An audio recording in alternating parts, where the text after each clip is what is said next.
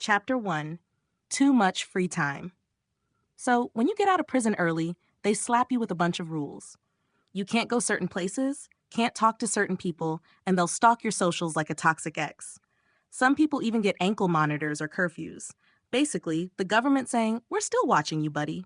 For me, even though I dipped out of the English Defense League, EDL, over a year before, one of my conditions was that I couldn't talk to anyone from the EDL.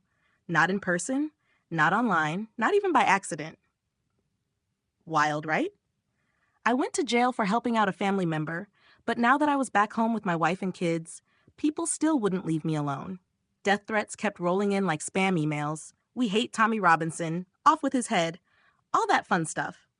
And guess what? I wasn't even allowed to respond. So yeah, I had a lot of free time. And I'm not the sit around and do nothing type. I started doom scrolling Twitter, ranting about whatever pissed me off, and watching YouTube videos nonstop. I'd hit the gym, drive the kids around, repeat. But you can only lift so much and play taxi driver for so long before you start losing your mind. If you're obsessed with the whole radical Islam is taking over thing, there's never a dull moment in the news. Around this time, the Paris attacks on November 13th had just gone down, and the world was freaking out. Clearly, whatever plans were in place to stop extremists weren't working. Shocker.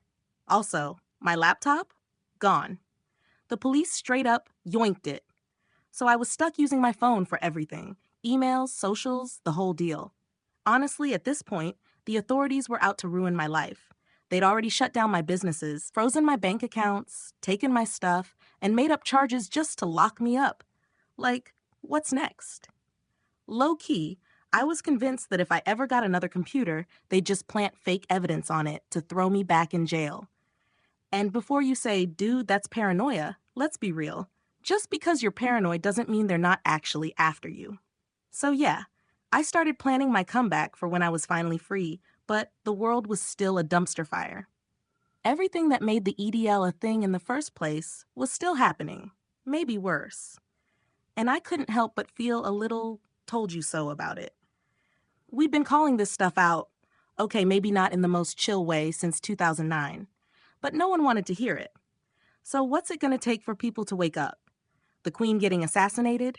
The Prime Minister?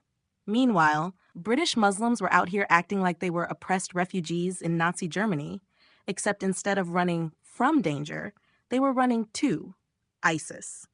And honestly, let them. If they want to trade in democracy for some medieval nightmare, by all means, go off. But what does our government do? Instead of letting them dip, they stop them.